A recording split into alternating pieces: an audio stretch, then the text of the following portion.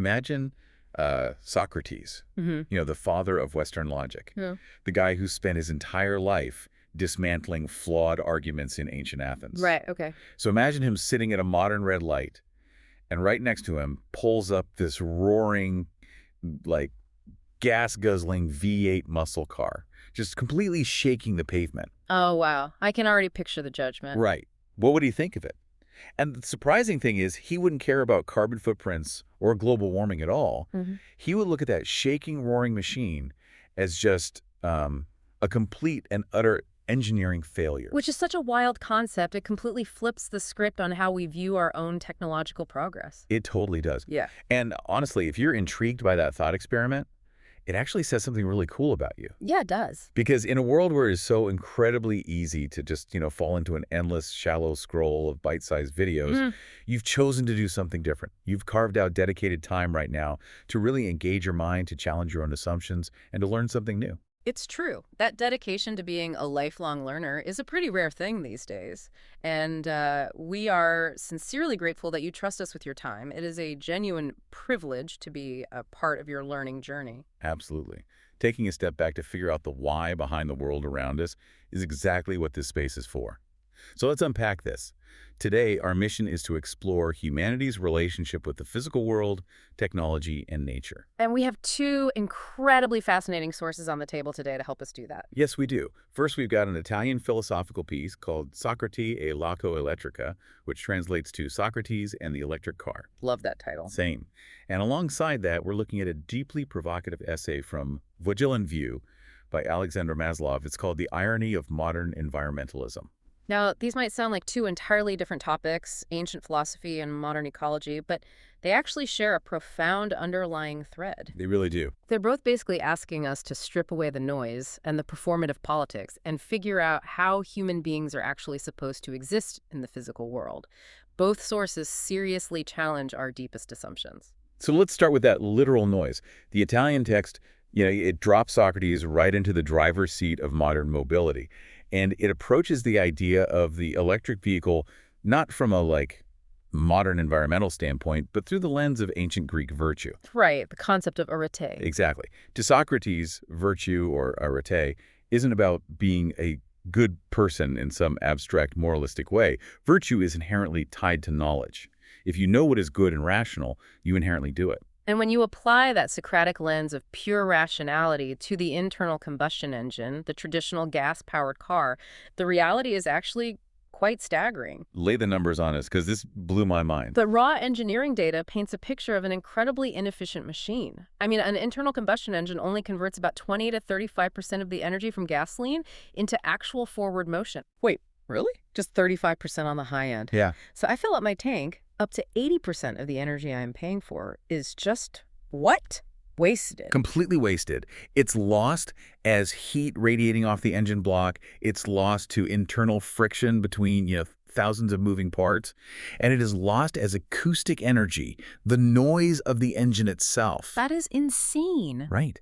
And by comparison, an electric vehicle, an EV, operates at about 90 to 95% efficiency. Almost all the energy drawn from the battery translates directly into movement. I was thinking about it like this. Bragging about a loud, gas-guzzling V8 engine is kind of like bragging about a violently leaky bucket just because you think the sound of the water splashing all over your shoes sounds really cool. That is a perfect analogy. It's objectively a failure of the bucket's one and only purpose. And that is exactly how the Socratic mind would view it.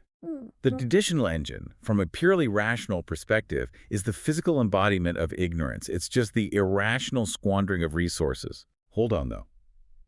Because if you tell a gearhead their beloved V8 is just an inefficient bucket, they will absolutely laugh you out of the room. Oh, for sure. They don't care about mathematical efficiency. Car culture is all about passion. Oh. Right. The roar of the engine, the vibration of the gears shifting, feeling the machine work, that is pure emotion. Yeah. So how does Socratic logic deal with human passion like that? This is where the Italian piece gets so brilliant. It brings in the classic Socratic concept of doxa, which translates to common belief or like an illusion. You're familiar with the allegory of the cave. Oh, yeah, where people are chained in a cave their whole lives, looking at shadows projected on the wall, and they think those shadows are actual reality, right? That's the one. To Socrates, the roar of the engine and the aggressive vibration of the transmission, that is just the myth of the cave version 2.0. Oh, wow. Those sensory inputs are just modern shadows projected on the wall. Car enthusiasts mistake that noise for actual power, but in reality, noise is what happens when power is wasted. Because it's energy that isn't moving the car forward. Exactly. The text argues that the silence of an EV isn't a lack of power. It is what the Greeks called dynamis, true, unadulterated power made into pure act. Dynamis, I like that. It's instant, maximum torque without the clumsy, imperfect mediation of gears shifting and clutches slipping. The silence is actually the sound of absolute efficiency. That completely changes how I look at an electric motor. The silence is the sound of perfection. Yeah. There's this wild hypothetical in the source where it imagines Socrates logging onto a modern digital car forum today. Oh, I loved that part. Right. And he wouldn't just use, like, an AI to spit out technical data at the gearheads. Yeah. He'd use his classic Socratic method. He'd just start relentlessly questioning the sound is emotion crowd. He would ask them something simple but lethal, like, is the purpose of an engine to make a loud noise or to arrive at a destination? Just trapping them in their own Yeah, logic. holy. He would slowly peel back their arguments until they were forced to admit that what they are worshiping isn't power at all, it's a technical failure. I love that image so much. And the ultimate verdict here is that Socrates wouldn't drive an EV to show off his social status or to look like some green warrior. Oh, not at all. He'd drive it purely for logical coherence. He'd be sitting at a red light in his hyper-efficient EV, looking over at the guy aggressively revving his sports car, and he wouldn't even feel angry. The text says he would feel ilios, this profound intellectual compassion. Right. Pity, almost. Yeah, he'd just look at the guy and think, my friend, do you have any idea how much energy you're burning just to feed an illusion? It's such a powerful image of rational detachment. But, okay, if Socrates demands this hyper-rational efficiency for the machines we build, it forces a really uncomfortable transition question. When we look at how we treat the broader natural world, do we apply that same logic? Or are we just projecting our own modern anxieties? And that perfectly opens the door to Aleksandr Maslov's essay. Because if you think Socrates at a stoplight is provocative, Maslov basically takes a sledgehammer to how modern society thinks about environmentalism. He really does. He starts by pointing out this massive irony. He looks at modern city dwellers, people who live in concrete high-rises, whose climate is perpetually controlled by thermostats, who have literally never worked a day in a muddy field. Yeah. And he notes that these are somehow the absolute loudest voices when it comes to saving nature. Right. Maslov's core argument is that this modern relationship with nature is entirely detached from reality. It's an illusion born out of severe alienation. I really want to dig into the mechanism of that alienation. Yeah. Here's where it gets really interesting. Isn't it a good thing that people want to stop ocean pollution or recycle? Why is Maslov so critical of this? Why does living in a city make someone romanticize the forest? Well, think about human history. For thousands of years, humans were physically tied to the land. I mean, if it didn't rain, your crops died and you starved. It was life or death. Exactly. Nature was a daily functional reality. It was your habitat. But today, a modern urbanite's survival isn't tied to the dirt outside their door. Their food comes wrapped in plastic from a supermarket. Their water comes from a tap. Right. Because they are completely insulated from the physical realities of survival, nature stops being a functional habitat and transforms into an aesthetic experience. Like a museum exhibit. Yes. And if we connect this to the bigger picture, society has become atomized. We've taken nature, which should just be a part of our daily existence, and we have thrown it entirely into the realm of politics. We have outsourced our most basic civic duty to the government. Wait, I need to process this part because this is where Maslov makes a comparison that really threw me. He argues that the politician who lobbies to ban plastic straws and the greedy factory owner who is actively polluting the earth actually suffer from the exact same philosophical blind spot. It sounds contradictory, right? How is that possible? They are literally fighting each other. They are fighting over the use of the environment, but they both view nature in the exact same way, as an object to be extracted from. Think about it. The factory owner views nature as a physical resource to extract money and profit. The politician and the disconnected urban voter view nature as a moral resource to extract a feeling of superiority. That is a staggering insight. They use environmentalism to satisfy a political agenda or to just feel like good people. Neither of them sees nature as a lived reality. They both reduce the physical world to a mere tool for human validation. One extracts cash, the other extracts ego. Precisely. And Maslov brings in this concept of the tourism of nature to really hammer this home. Provide this specific example from the text here because it's so good. He references the German philosopher Martin Heidegger. Right. Heidegger warned years ago that the great Rhine River in Europe would eventually lose its meaning as a vital, living waterway and just become a tourist attraction. Just a backdrop for photos. Exactly. That distinction between home and tourist attraction is everything. Maslov gives the example of someone who actually grew up in the Alps or on Lake Como. To the locals, the mountain or the lake isn't some breathtaking spectacle to be conserved under a glass dome. It's just their home. It's where they fish, where they build, where they exist. But the urban tourist comes in and treats the environment like a sacred amusement park.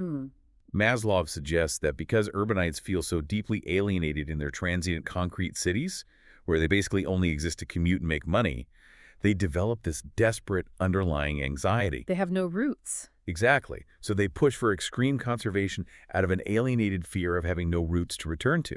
They want to freeze nature in time, keeping it perfectly pristine because they're terrified of not having a sanctuary to escape to. And if treating nature as a fragile political object in a glass case is just another illusion, another shadow on the cave wall to bring Socrates back in, we have to ask, what is the actual reality of the natural world, and how are we supposed to interact with it? Right. Because Maslov's stark reminder here is, well, it's brutal. He points out that nature is not a peaceful, Disney-like sanctuary. It is chaotic. It is cruel. It is a place where might makes right. We project serenity onto a system that is, frankly, incredibly violent. We totally do. Like, modern environmentalism almost romanticizes a lion that would gladly eat us. We look at a high-definition wildlife documentary and think, what a majestic creature. We completely forget that if we were standing in the savannah, that lion would hunt us down without a second thought. We crave the peace of the trees, but we forget our own biological history. Humans are born incredibly vulnerable. We don't have sharp claws, we don't have thick fur to survive the winter. Right, we had to fight a desperate, unequal battle to bend nature to our will just to survive. And this is where Maslov identifies what he calls a pagan undertone in modern environmentalism. And just to be clear to you listening, we maintain strict impartiality here. Yeah. We are just exploring Maslov's philosophical argument about human alienation, not taking a political stance. Right. But his critique is that there is a narrative today demanding that humanity sacrifice its technological progress and comfort on the altar of the environment, as if surviving and building is a sin. It's a worldview that essentially asks us to reject the very human spirit that kept our species alive. It's like an overprotective parent putting their kid in a plastic bubble. Oh, that's a great way to put it. They think they are keeping the kid perfectly safe by isolating them from the dirt. But in reality, they are completely stunting the child's immune system. True resilience comes from engaging with the dirt, struggling with it, and growing stronger. And the text gives two really specific historical examples of humanity getting this balance right, uncovering the human spirit through correct interaction with nature. Let's hear them. The first example goes back to Heidegger.